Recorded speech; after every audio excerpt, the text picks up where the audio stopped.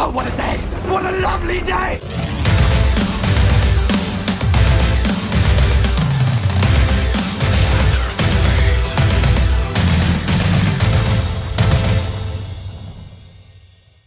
Welcome to Flat Earth Debate Live. I'm your host Nathan Oakley, and if you're new to this channel, or you've not done so already, then be sure to subscribe and hit the bell notification icon to keep up to date with the Flat Earth Debate. If you'd like to join the community debate, then go to nathanoakley.com and check out the Flat Earth Debate Forum, which you should definitely join. If you would like to support this channel, there is a super chat that runs alongside each of these shows while they are live. There's also a PayPal, Patreon and crypto link in the info box below the video. Most importantly, if you'd like to join the discussion, simply mute the page you are currently watching, then click the link in the info box below this video to join the panel and express your views on the shape of the Earth. If you do join, please don't swear. If you do, you'll be ejected, and if you are, please don't try to rejoin the stream using sock accounts. You'll be warmly welcomed back on the next stream. Please also share the show on social media. Sharing the show obviously increases the live audience, but this in turn increases the chances of a more diverse panel, so please share the show on Facebook and Twitter. And one last time, if you're new to the channel or you've not done so already, then be sure to subscribe and hit the bell notification icon to keep up to date with the Flat Earth Debate. Now, I'll do a quick shameless plug for our own show, which will be taking place on Saturday, 8 PM UK time, 2 PM Central Standard, which is Ballbusters Live on the Flat Earth Proofs. Now, we are currently joined by a whole bunch of people in Discord, and we also have the Adam Meakin, Sleeping Warrior, Flatzoid, Paul, Chocolate Sane, Arwin, Anonmoto, and 10th Man on Google+. Very good to have you all. Good afternoon. Hello, hello. Hello. Hello there. Oh, hello. Just do a quick bit of housekeeping. Any signs of Earth curvature? Nope. Nope. Nothing here in Hello. Discord. Any evidence of axial rotation? Of the Not Earth yet. space The variety? space variety. Aranti's not here, so he's not going to give us a load of puns. But, oh, here we go. Go, Got Adam, a little go. bit. Go, I Adam. saw it on the telly. I've just On seen the it on the telly. telly. It's on the telly On right now. Telly box. It's on the telly. There it is. Real. Oh, are you broadcasting on the television, Adam? Well, a lot of people do watch on their That's TVs. a Yeah, giant finger in space doing it. yeah, I can see Is the this a cause of that. Universal Pictures movie? Not to mention, we don't live on that model. That's just a plastic model. Has buttons. You know, when it says "you are Oh. here," it's all a lie. Told you the date. It's pretty real. Having a date, that's where I live then. It's pretty real. Nice, Adam. Yeah, this I'll give isn't that Men up in then. Black. That- We're not holding universes in our hands. So, right, we'll move past that, I think. Any evidence of the distance to the sun? No. No. Nope, nope. About any evidence of the R Wrong value? one. Earth radius? 9. No. There's plenty of evidence that it's widely assumed. Indeed, it is. Any scientific evidence of gravity? No. None. No. Do you understand the gravitas of that word? Gravitas and gravity are different words. FYI. Yeah, I know. That's Weight. what I'm mistaken. I want to I know it holds a lot of weight with ballers. Boom, boom. I want to redefine gravity as a relative density. So yes, there's evidence of gravity according to relative density. They're I want to different. redefine Not I want only to is that- redefine gravity as the Nodel, Nora, and Doxy syndrome. I think Alrighty chocolate then. should. I think Was that a chocolate yes? should Did I hear a reach yes that amongst that lot? quota Sorry then. to interrupt whoever was talking. Was that a yes from anybody? Nope. Anybody in Discord? Any scientific evidence of gravity? Okie dokie then. Bird landing. Well, yeah, birds landing, yeah. And remember, there's a citation from 4,000 years ago for gravity, so we're going to have to find that. We haven't seen any citations from 4,000 years ago. I heard a baseless assertion only in that regard. Yes, I saw it on that rock next to that tree. It was by that cave. What, bird landing? No, the citation. The guy carved it on the rock. It was somewhere there. Do you want to show us it? If you say so. No, it's due to time, weathering. It's all gone, unfortunately. Ah, time, the cause of all things. Okie dokie. Any evidence of a self-perpetuating molten iron core at the centre of said presupposed spherical Earth? Definitely not. But before we move on, I think Chocolate should read that quote from Musa again. The new one. Yeah, absolutely. While we're on the subject of gravity. Go ahead, Chocolate. You there?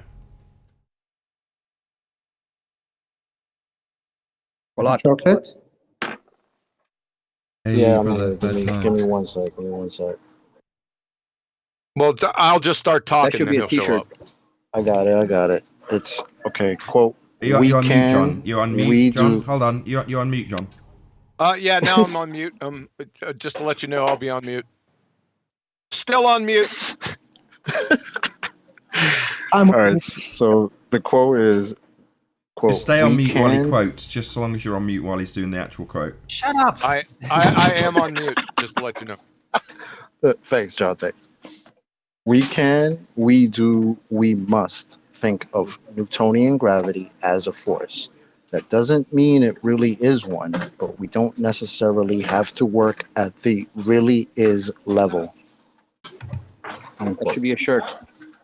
Should. Yeah. I agree. That was George Musa, I think 2019. that even outdoes the Elon Musk quote.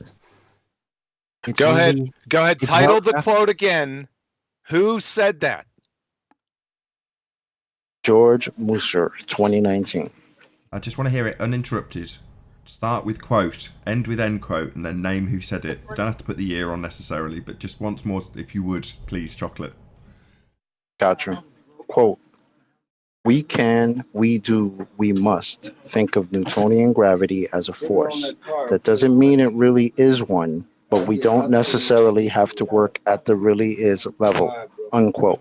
George Musa. PhD planetary physicist. Yeah. Pseudoscientist extraordinaire. Well, he basically refined the concept of pseudoscience. I was thinking the same thing. So can pseudoscience act is actually making progress. like I have $1 million in my account, but not have it. So You can think of it as though you've got $1 million. Nobody's taking the bait. yeah, I can think I have $1 million and act like I have $1 million, but not have $1 million. I really enjoyed Chocolate doing it. I'm sorry. I really enjoyed Chocolate saying that because I like hearing Chocolate, but I don't like hearing the background noise. Can somebody read that quote again without any background noise, without anyone interrupting them, slowly and clearly? No, 'cause Please. Chocolate's the only one who's got it written down, unless you have, and he's got background noise Right. on his own mic. Look, I got a solution. Look, there is background noise, but you can just think of it as if there were none. Is the noise bad right now? No, it was fine. The quote came through clearly enough. Just about. But like right now, is it bad? No, it's perfect. It's clear as crystal. You want to try once more? All right. I'll try one more time. Let's see if I can get to it. Okay, so, quote, we can, we do, we must think of Newtonian gravity as a force. That doesn't mean it really is one, but we don't necessarily have to work at the really is level. Unquote. George Musa. It was worth repeating. It was worth repeating 3 times anyway, even if it wasn't just for clarity. But perfect.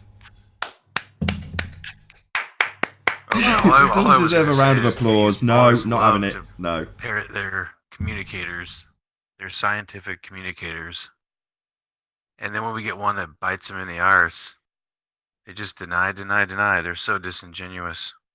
Thank you. Yeah, this is a pretty open, closed case, right? There is no denying it here. That's why we laugh so much when we come up against someone like Brenda, and it's like, why is it unreasonable? What fallacy is being applied when I say that a non-force is a force? We just quote a bit of George Musa and laugh. Or concept gives rise to a force. Yeah. The thing is, he is right when he quotes that they deny, because that is what they do. That is their tactic, because everything that they've brought to us so far has either been shown to be wrong, been debunked, or basically it's pointed out that it doesn't comply with scientific method and it's fake science. So the only thing they've got left is deny, deny, deny. He's right. Basically, a statement: defend that which is false. That's it. That which is religion. Now, defend like- that which is admittedly false. I'd like to focus on the last. I'd like to focus on the last part of that. Hey, Chocolate. Just the last few words of that quote, please. Again. Yeah. Okay. So, I'll just read it all again because it's not that long. So we can, quote, we can, we do, we must think of Newtonian gravity as a force. That doesn't mean it really is one, but we don't necessarily have to work at the really is level, unquote. Thank you. So we don't have to worry about what really is. Thanks. Exactly. Appreciate that. And what does physics primarily deal with, John? Sorry, go ahead. Physics deals what really is. So we have a paradox. It's just, physics deals it's just with what the you really say too. is. You say, "Is it a what is question?" Right? Well, you could basically draw the conclusion from this that gravity does not fall under physics. We knew that anyway. Pseudoscience, 100%.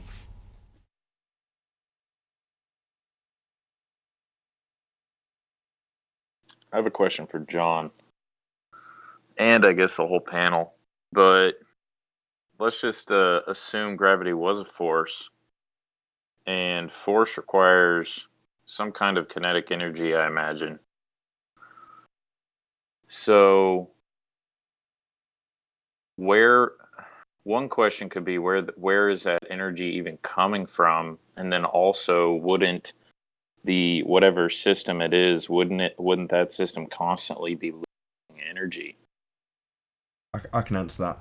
So what I will do with my globe head hat on is pick something up and then start to assume the force of gravity and then ignore the process that preceded, where I start asking questions about why it falls down.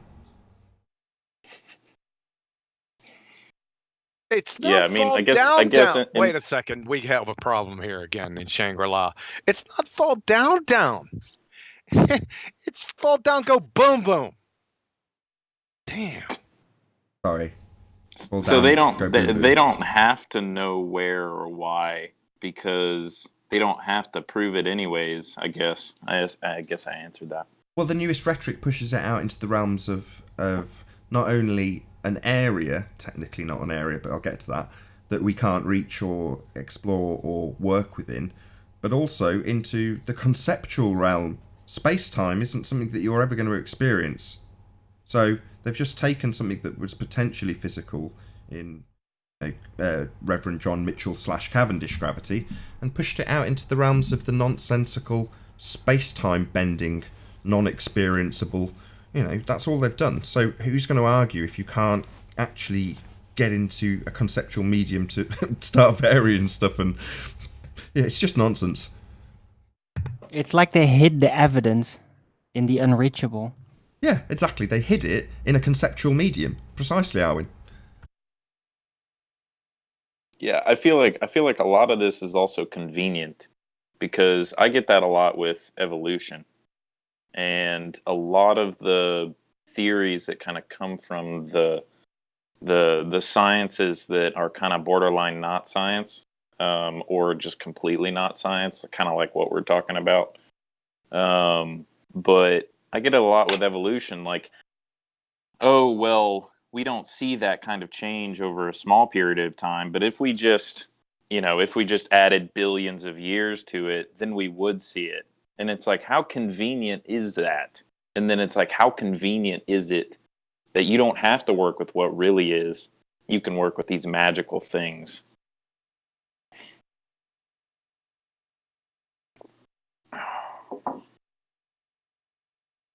Time has no causal effect. Time is a deduction-based concept.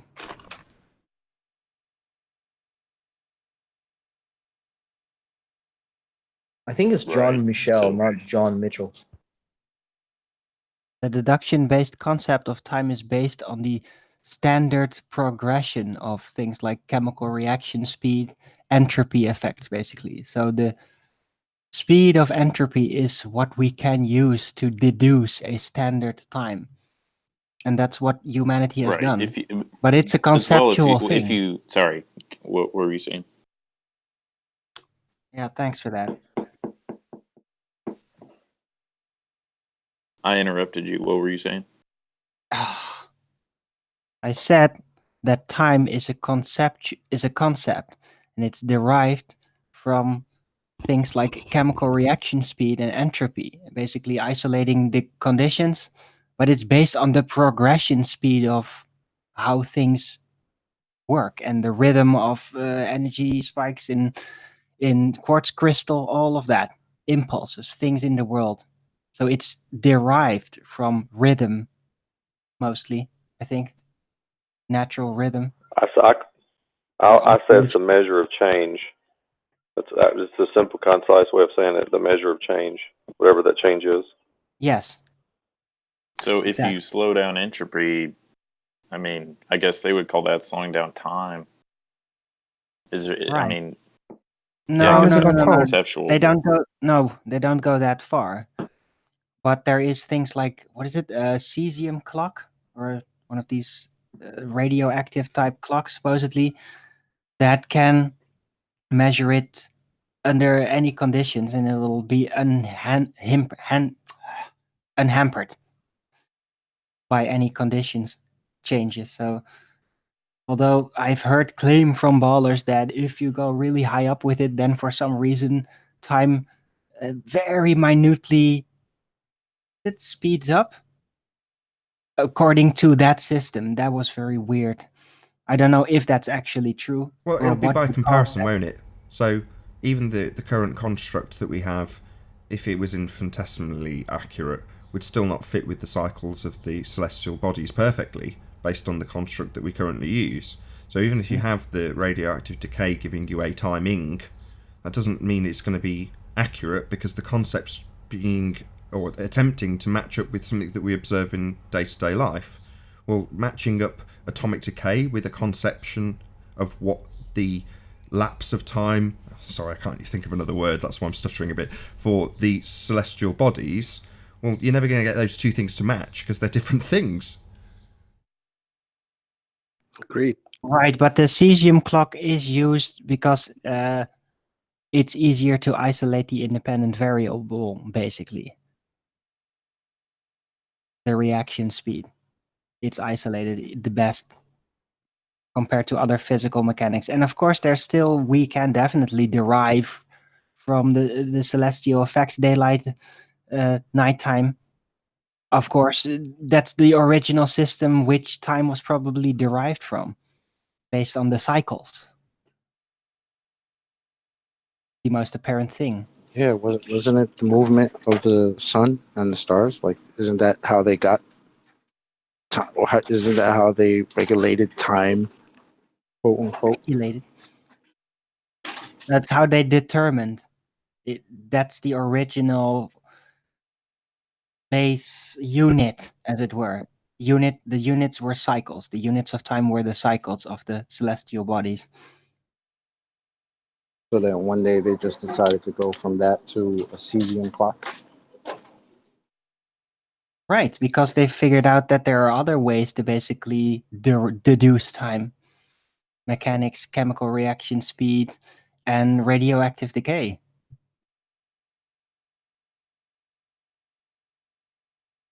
But it all remains derived. It's all, doesn't make time a literal thing. It is conceptual still. I know. I just think it's funny when I hear people saying that they make up atomic clocks and things, and because that changes or it goes out of sync with some other clock, that means time change. Like, that's just nonsense to me. Right. Well, you could try to migrate the concept of time and just declare it entropy speed. Well, yeah, but we started off at that point, though, didn't we? Where we were saying, well, if you slow down the effects of entropy, does that mean you're altering time? Absolutely not. So, again, they're two different things. Right. One thing that I guess astronomers say is that if you go far enough away from Earth, the time changes, which is interesting. Even though we haven't been far enough to experience that. Well, what's more interesting is that there's a very similar thing occurring in Narnia. There's time dilation as you go through the wardrobe. Obviously, you'd have to go to Narnia to disprove this. Right. I feel like that's Again, the huge the thing. whole The thing huge about thing time is changing, going upward. Sorry. Even with the cesium clock, apparently there is an effect if you go upward where the breakdown changes. But then to assume that time itself is actually the thing is changing, that's a bit weird, because you could also approach it as, hey, the radioactive decay rate has changed. Why is that? You know? I think scientifically, if I was a globehead, I would declare that location was the cause of that. Nice. There is an interesting point there, if I may jump in. Go for it. Go on. So let's say they have the cesium clock at different heights, right? Now, so let's say if the cesium clock is changing at different heights, but the sun still appears over that spot, then are they saying that the sun, throughout the year, that the 24 hours or the 23 point whatever is getting out of sync? So how can you have the sun moving around at the same time over that spot, but then the cesium clock under that sun at different altitudes starts getting out of sync? Can you just repeat the end again? Sorry. Would you bear with me, Marwin? Can you just repeat the end? Yeah, so let's say you have cesium clocks, stacked on top of each other, say 0 meters, 100 meters, 500 meters. Now, if the clocks are out of sync, but the sun is still over them, so wouldn't it be like the cesium clocks are measuring time differently from the movement of the sun? So does that mean the sun is moving slower at different altitudes? That doesn't make sense, right? Okay, go ahead, Arwin. It's like something weird about the way they measure time, and they claim it's measuring time, because then how does the sun still appear over that spot? That's I'm not sure if I'm making answered sense, very but simple. They didn't take that into account. They didn't actually use a celestial way to measure time. But there's difficulties with even doing that, because as we know, when you go up higher and higher, eventually there's going to be weird phenomena concerning the celestial bodies, like, well, stars just no longer being visible and that kind of thing. So it's kind of hard to really derive time from the celestial bodies if you go up very high. So that could have been the reason, if they even considered it. Okay, you're talking past each other. He used the word measure specifically. No response from Arwin. No, I'm in agreement with Arwin in the sense that they've sort of got these two different systems of, or we're looking at two different systems where you're saying they're trying to tell us that this radioactive decay is a form of measuring time. But then, of course, traditionally, the celestial bodies are a form of measuring time. But yes, we now have the issue of when you get higher, if you can't see the stars, then how are the stars actually moving, and so on. So Okay. Well, let me address. Hold on. Let me just address that. So it's not a measurement. It's a quantification. So it's a way of trying to understand something, as opposed to something that you can then reify into something you can run a tape measure along.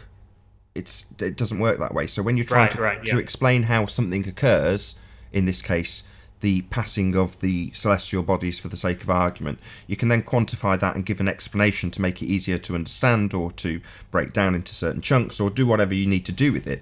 But if you then turn it into something else and say, well, then it's comparable to, or it is measuring that which is occurring, then you're into the realms of reifying your concept. It's basically deriving. Right. Noted. I use the word derive. But the issue remains is that there is a measurable difference between the radioactive decay because of the remnants also.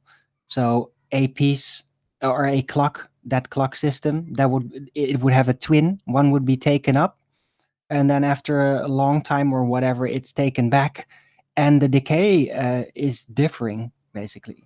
So basically, what is concluded is that the radioactive decay is greater when it goes up high for some reason. Yeah, so how can they claim that as measuring time as being time difference as opposed to the rate of decay being different? They can't. Oh, because it's very easy to presuppose. That's why. Yeah, they can't. They don't have to work at the really is falls level. directly into the Einsteinian conceptualization. Well, one of the things they don't even think about it. So now they say if rather the atmosphere than is it's the rate of the. Sorry, go on. Typically, atomic era. Hold on, Owen. Go on, Paul.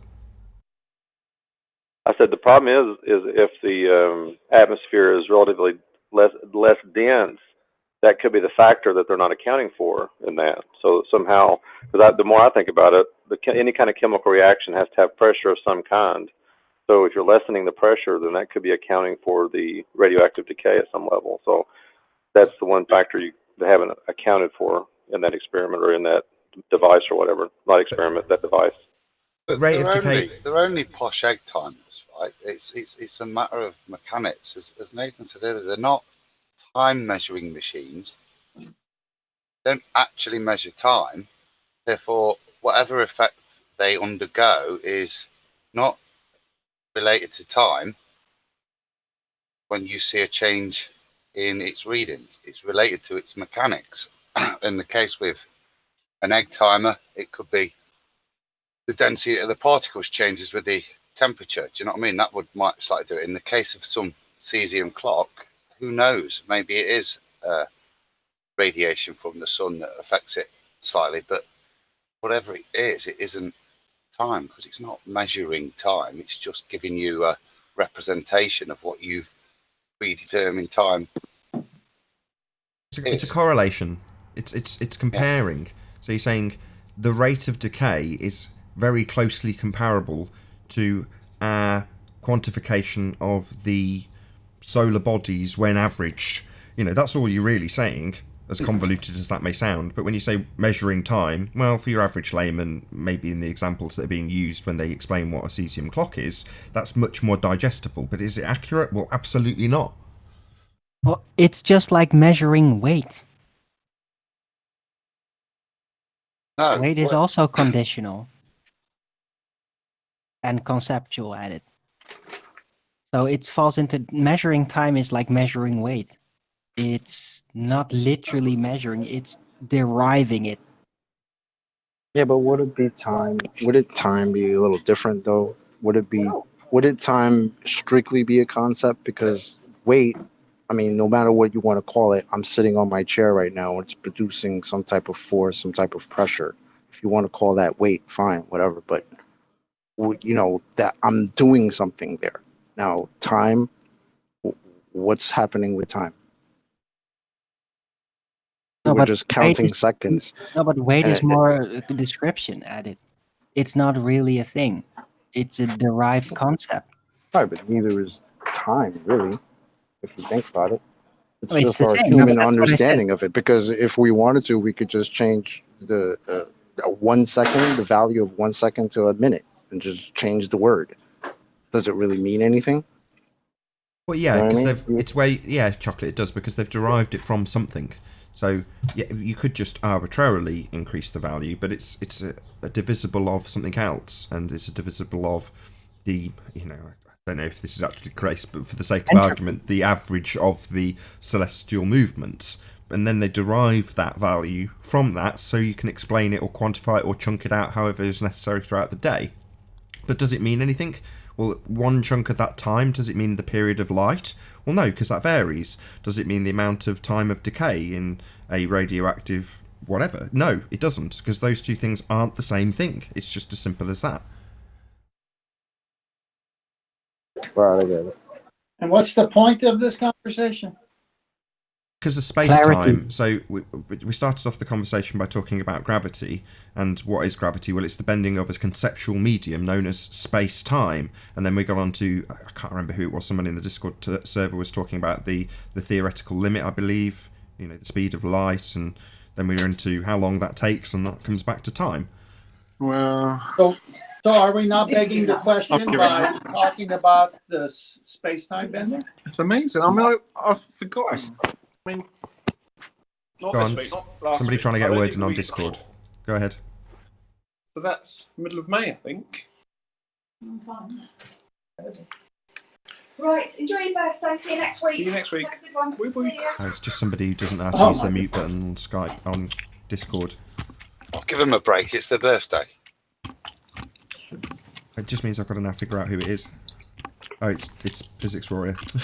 Right, it's popping on mute It's temporarily. UK Truth. Oh, is it? UK Truth. Yes, sir. Not me. Oh, I thought I saw your icon light up. Okay, well, it seems to have stopped anyway. Right, Anthony, I've got you sorry, Paul, I've got you presented.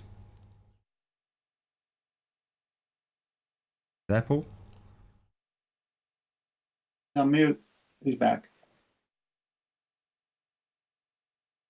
I was trying to get the mute button off. I just brought this up because I think our concept of time does start with the celestial bodies, and because that's the only way we all can say, look, well, meet me at high noon when the sun is up high above your head, so we all have the same understanding, same convention. I think, and then we broke that down like how many. I mean, you could break it down into 24-hour periods, or you could break it down into 20-hour periods. It just depends on how you want to break that cycle of the sun down. So time in one sense is a convention, but it's how we use that convention to measure what we see occurring in the world. So I think definitely we don't want to get those conflated. I just brought that up to show how we started the concept of time. That's all it was. Perfect.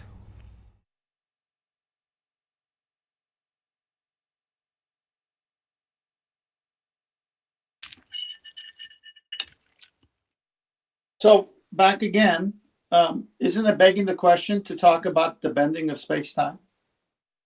Yes, absolutely. It assumes that there is a conceptual medium in existence and that we are a sphere bending said medium. It begs a lot of questions, 10th Man, yes. So can we add that to our housekeeping now? What, any evidence of the conceptual medium of space-time? I like it when you put the word bending. I like text. I like the textile of space-time. Well, that's how they show it to kids. They literally will stretch out a piece of textiles and roll balls around on it.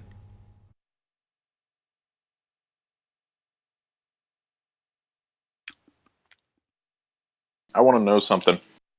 You said, isn't it begging the question to talk about it? Wouldn't it be more begging the question to say that it's true? Yeah, that's what we mean, really. Oh, okay. To speak of it as though it's real. Okay, we weren't because I didn't hear anyone say it was true. I just heard everyone conceptualizing about it. Is that what he meant? I think, speaking for 10th Man, he's kind of speaking to the audience. Correct me if I'm wrong, 10th Man. Yeah, I mean, George Okay. Musser is saying that it replaced Newtonian gravity. So we're saying any signs of gravity, and we say no. So then what replaced it? The bending of space-time. Well, any evidence of the bending of space-time? No. It's kind of redundant because that's what they now call gravity. Same thing. If they want to assume that it's a force, old school gravity, now out, sorry, let's use Anthony's terminology, superseded, then you can argue that. If they want to claim it's the bending of space-time, you can ask them to prove their conceptual medium. It's whatever they want, right? It's their gravity, not ours. Yeah, it's something that doesn't exist, replacing something else that didn't exist. Yeah, I'm not going to get too specific about their begging the question, 10th Man. I'll leave that to them. Fair enough. Hey, you want to hear 2 more paragraphs from George Musser? Oh, yes, please. Well, this is at the beginning when Craig, Fight the Flat Earth, asked him a question about snapping the wand. And George says, well, it fell on Einstein to explain it. How the objects, massive objects, exert what seems to be a force on one another. Literally, it's not a force. So the thing about Newton's laws, you can't take it literally. But Newton himself did it. That there's a force reaching from one object out to another. However, you can act as if there were one. And it's perfectly valid for the applications of Newton's laws to act as though this force is operating. Lovely. George Musa, 2019. Mumbo jumbo.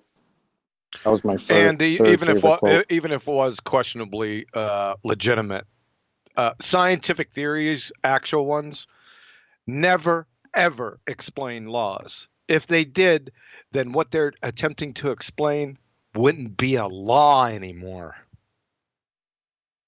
Thank you. I think what he's saying there is look, guys, it's perfect all right. If you want to figure out these terms in Newtonian ways, when you drop a weight on your toe, the force that weight is described as, it's perfectly okay to use it. But don't think that makes it a force. It's not a force. It's just for that mathematics and using those numbers to calculate. They still work because actually, funnily enough, they were derived initially, back calculated from him dropping weights and then deriving a formula from the numbers generated by dropping weight. So, of course, they still work. We know they're not 100% accurate anymore, but what's significant with Musa's is he's again, in that paragraph, he's quantified, quite categorically stating it is not a force. And although you can do all these lovely things with it, doesn't make it a force still, even though your numbers work.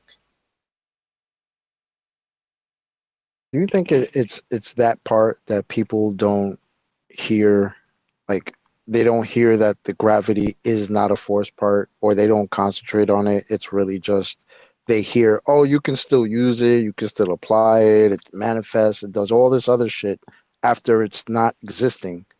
I mean, that's the first thing I hear is gravity is not a force. So if something is not anything, I don't see how you can do anything with that. Correct me if I'm wrong, Chocolate, but they want that statement to go unnoticed, but they then come in with the word acceleration. Now, if I see a bicycle leaning against a tree, I have to get on it and apply force to have acceleration, right? Right. So how can they have acceleration without a force that doesn't exist? Right. You were talking about lateral forces, but they would just take a brick to the top of a building, ignore that bit, then drop it, and then claim a force because of gravity in the downward direction. But like you say, gravity's not a force. Well, they took the brick to the top of the building. It'd be similar to the bike being leaning on the tree, and next thing you know, it's leaning on the car, and you say, how'd they get here? Well, I drove it here. I rode it here. Exactly. Look how it's driving the ball is crazy, because Rumpus came in today and said it is a force. And I think, was it today that Brenda said it wasn't? I'm starting to get confused now myself because it changes every week. Because Rumpus last week was dedicated to it's not a force. It's just like the Coriolis. Years old. Sorry, it's just like the Coriolis effect. Every time they get stuck into something, they just go. Yeah. It's one reference frame. No, that can't work. Oh, it's two reference frames. Yeah. Exactly. Well, that's like, the first thing they really started to do that with. Although maybe the looming, non-looming was the first really where that happened. But yeah, it's not the same anymore like that because we basically figured out optics. But then the Coriolis thing came, and there they really went cognitive dissonant. Dude, if you listen to George's, I'm sorry, if you listen to George's toe tag, he contradicted himself like maybe 5 times in 4 sentences, trying to explain to Nathan the Coriolis. It was preposterous. Like, oh my god. You mean George Netanyahu? Yes, Oh, yes, that George. Yeah, the George. Yeah, which George? Netanyahu. Oh, the Pontiff Maximus of Retardia. Yes, that one. Yeah, yeah. He contradicted himself more than 4 or 5 times. Let me tell you. I think I did an exposition No, I on that. mean, in just like the 4 or 5 sentences. Like I listened to 5 minutes of it, and it was like contradict, contradict, contradict. Like, wow, George, you don't even know what you're saying. He's literally tripping up on his words because Nathan is literally schooling him on how this Coriolis thing is supposed to work on Earth, but doesn't. I thought I did an exposition on that. Did I post it in Master Bees? I think I did. Possibly. If you did, I didn't see it. Well, you cut it out as a toe tag. You're like a already, drill so. instructor. I just wanted to come back to something Arwin said.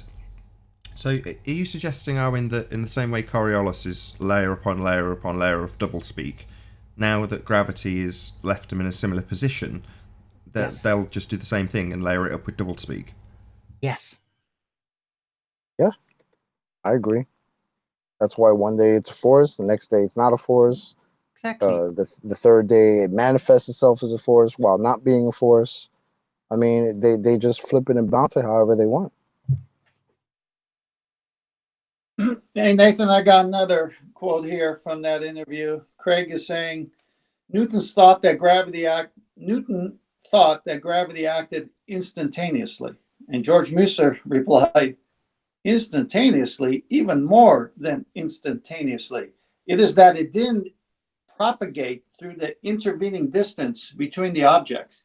So there's really no way that the force got from one place to the other in a sense of how it exerted its action. That was the magical component of Newton's laws, recognized by him and others at his time. So the in between was void. So, how did they try to measure acceleration with gravimeters and everything else when there's nothing in between? See, that was one of the funny ways that George actually shut Fight the Flat Earth down, because while he's trying to assert, oh, it acted instantaneously, and George is like, no, that's not really what it is. It's really that it didn't act that way.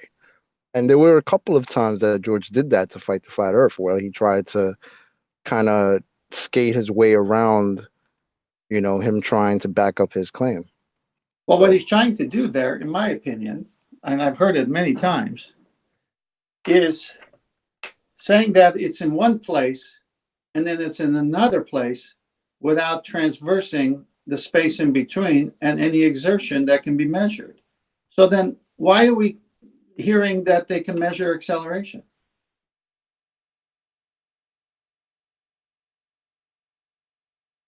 Nonsense.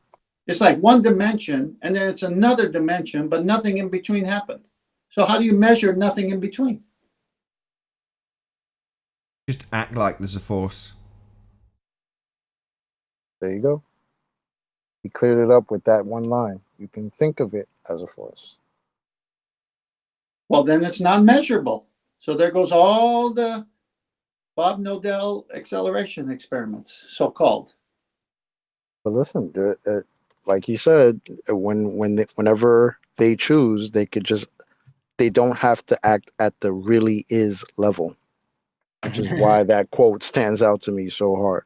Because so really, what you're saying is, don't ask me for proof. No, we don't have that. I put that exposition in Master B's chocolate. Ooh.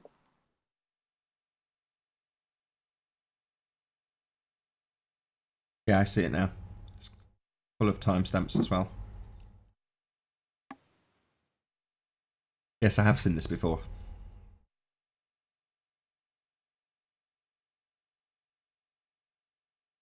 I love the detail that goes into this.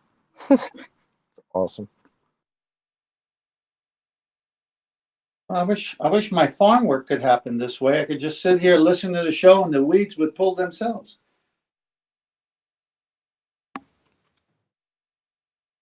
See, but now you're acting at the really is level. Okay. All right. Only rational people do that. Okay. Well, that's my cue as a rational person. I bid you farewell till tomorrow. I have to go apply some force. Happy All right, farming. 10th man. Have a good one, brother. You two guys. You'll be gone, but we'll still think of you as if you were here. Yeah, Nice. let's get to the real is level now. Come on, guys. Okay, the Earth is obviously unobservably flat, Arwin. There you go. That's the really is level. Got any ballers? There must be some ballers in Discord.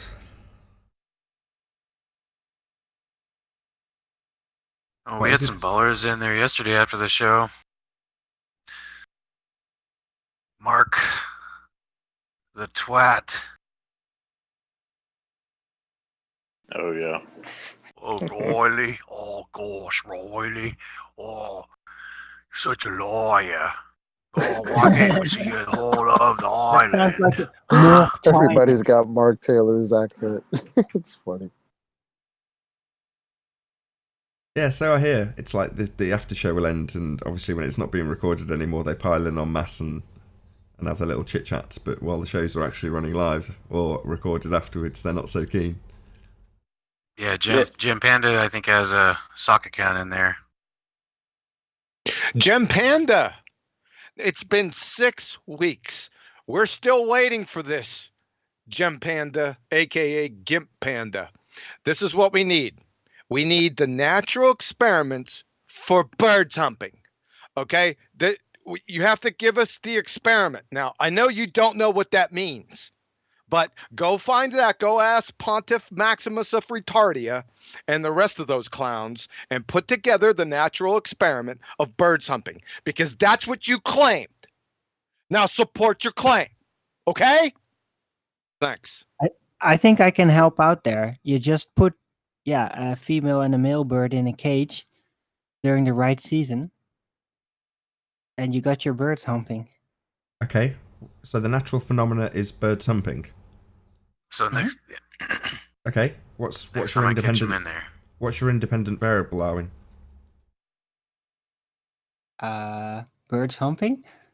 The cause of birds humping is birds humping. Cause of shoe is shoe, right?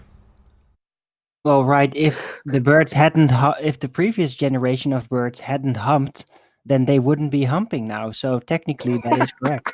So your Nice, independent Arwin. variable is if previous generation of birds humping, then birds humping. Yes. Okay, what's your null? Well, if previous generation of birds would have been sterile, then this generation of birds would not be humping. Okay, without the use of a time machine, how are you going to vary that? I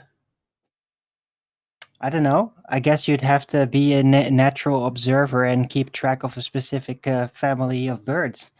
Maybe tag them.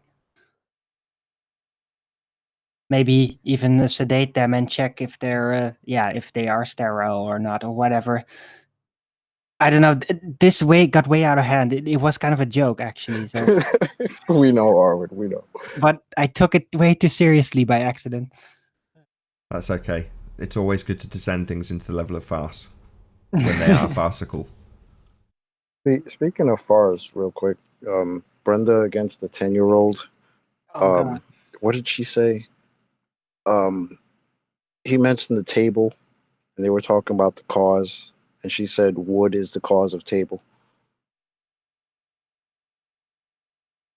Sorry, she gave a concrete noun of table, but previously on this very show, she made it clear that a table, unlike a shoe, was actually a concrete noun.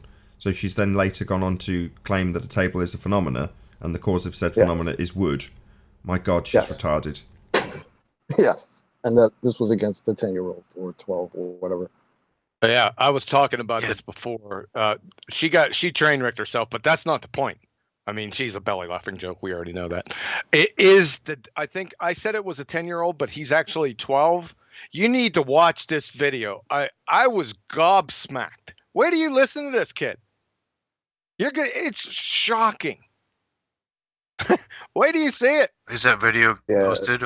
Is he good? I haven't seen it. Is he really this good? kid is Oh my something else, though. god. I'll give it to him. Maybe I'll have to watch that. Is it called? Oh, is the, you have to watch it. Is it My, called? I let my wife listen. She only listened to 3 minutes of the first part, and her face turned almost white. Is it really I'll that bad? definitely check it out. No, it's not that bad. He is just, I don't know how to describe him. It's like there's a 25-year-old mind and a 12-year-old kid. Just listen to his vocabulary. He's in the zone. I've just He's in posted the zone. link for the live chat, so I've just posted 3 links to that if you want to go and check it out. What channel was it on, just out of interest? Modern Day Debate. Modern Day Yeah. Debates. Check them out. Like, comment, share, Yeah, with subscribe, all that stuff. With a stripe in between the modern and the day. Let them know where you got the link. I'll post it in. Where shall I post it? I've just posted it. I've posted it to live chat, and I'm saying when you go and watch, obviously like, comment, share, subscribe, but also let them know where you got the link. Just a shameless plug for my own show. Don't worry about it, Arwin. It wasn't that important. So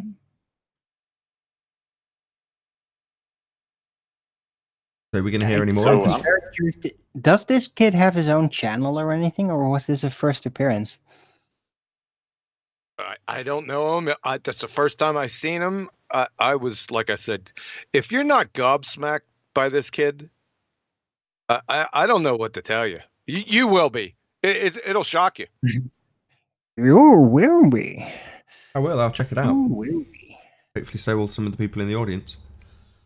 Let us know in the comments So, section. if I may, it's not just that Brenda's so stupid, even though she is, but it's just that he's really well spoken, eh? Yeah. 12-year-old Sorry to kid interrupt. brought up the coach and Specker theorem. I nearly fell off my chair. He brought up the what? He brought up the what? Coke and Specker theorem that Never we heard went of it. over with quantum mechanics. No, totally new to me. No, it's not new to you. We've covered it a couple times. It was the part of the free will and the free choice and the contextualization of our reality. Even with a reminder, I still don't know. I definitely couldn't articulate this in debate, let's put it that way. So kudos to the 12-year-old. Even with a reminder, I don't know what you're talking about. Yeah. He was talking Yeah, about he the was history talking of calculus. Yeah, you brought up Heisenberg, uncertainty principles. What's the Hilbert Hotel? What The was Hilbert that, Hotel, John? yeah, he brought that up. He started talking about infinite regression. They started Yeah, he talking did. about logical abstracts and metaphysical abstracts and metaphysical logic. And listen, some of the stuff he's just parroting. That's obvious. And a lot of the stuff that he said was clearly wrong, but he just needs a helping hand. I'll tell you what, if anyone can get in contact with him, all I need is about 30 minutes with this kid, and it's over. It's over because we're going to unleash him. So yeah, Well, he's maybe it's a little Sounds bit like too you want to young adopt for him. your type of conditioning, John. He's just a couple Nah, steps away. He just got to get his arguments. He's got to connect them, right? Go on, He's just a couple steps away. So if anyone knows this Gregory, try to get his email or contact information, please. Go on, Thanks. Travis. Was it Travis? What's that? I thought you were trying to get a word in.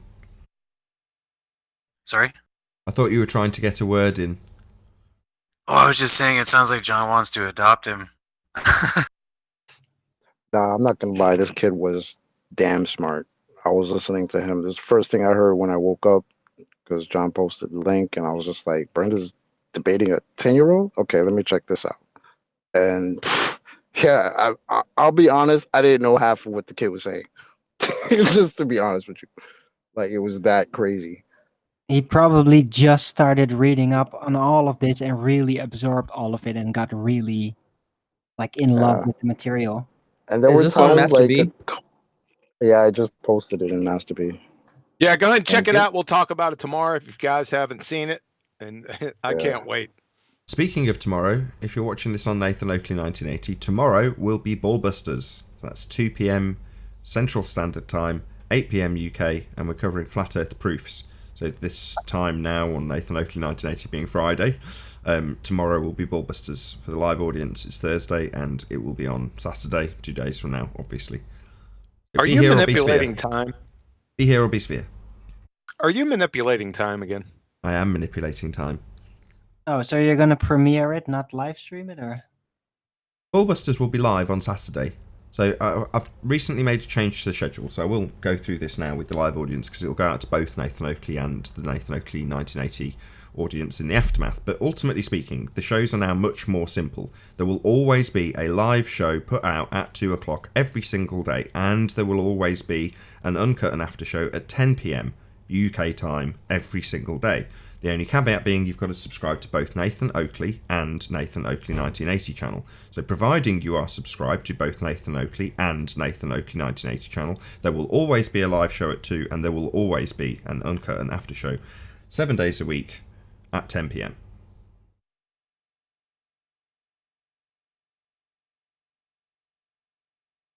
Copy that. Roger, over. What's your vector, Victor? Surely you know can't what be my serious. favorite I'm always proof serious. is? And don't Of call the me Shirley. 5. Ian has to post a link to the Brenda debate. I did post it earlier, but there you go again if you want it in the chat. It's now in the live chat. Oh, that's right. And Jeffrey Bale in chat helped me to remind me that I should remind everyone that my show, the Flat Earth Early Bird Show, starts 1 hour before that every day, and it'll always be live. You know, Arwen, you had You a need to get red more. pill Hold on, this chocolate. morning. Hold on, you didn't chocolate. talk Hold about on, it. hold on. You need to be more specific. So 1 PM UK time, 2 PM Amsterdam time. Flat Earth Early Bird. So it runs on ARWIJN channel, Arwin channel, 1 hour before each of the live debates. The live debates being 2 PM daily, the Flat Earth Early Bird being 1 PM UK time daily. Be there or be sphere. Shout out to John. Any more plugs, shameless plugs before I round out the live show? Stay tuned if you're watching on Nathan Oakley 1980. Just the Reddit, not a Globe subreddit. Anon was first. Going on. Just the Reddit. If you fancy Reddit, then go to Reddit/r/not a globe. Any more? Got time for one more? Any more for any more? I was gonna say, Arwen had a pretty good convo with Red Pill Philosophy this morning, so Yeah, everyone should check that out. it was awesome. Surprised you didn't bring it up, Arwen. I got your back though. Yeah, it was a good conversation today on the debates as well. I didn't really want to. I kind of almost forgot about it. But yeah, it was awesome. It was really great. The energy was very thick. I was hyped up. And we really back and forth in some really complex stuff. It was awesome. And he said he would be on again in the future, and I really hope he will because it was really cool. So do take a look at today's Flat Earth Early Bird number 220 to 21. Excellent. So yes, definitely check out Flat Earth Early Bird on the Arwin channel. And I'll say once more, if you are watching this on the Nathan Oakley 1980 premiering stream, then stay tuned as there will be an after show to follow. Unfortunately, if you are watching this live on Nathan Oakley, this is where we bid you farewell. A huge, massive, enormous thank you to all of you who did join us live.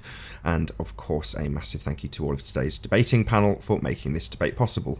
If you need to keep up to date with the Flat Earth debate community, then go to nathanoakley.com and check out the Flat Earth debate forum, which you should definitely join. I've been Nathan Oakley. Stay tuned if you're watching on Nathan Oakley 1980, and I'll see you all in the next video. Oh, what a day! What a lovely day!